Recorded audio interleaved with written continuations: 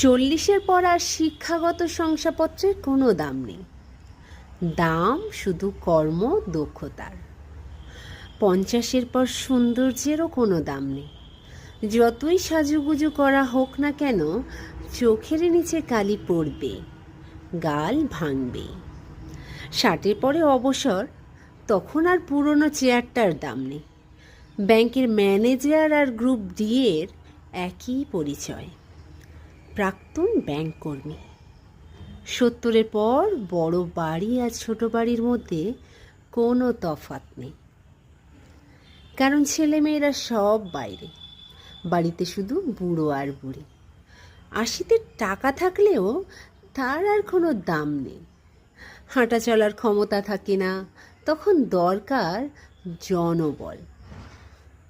90-এর পর বিছানায় পড়ে থাকা, তখন ঘুমানো আর জেগে থাকা কোনো তফাৎ নেই।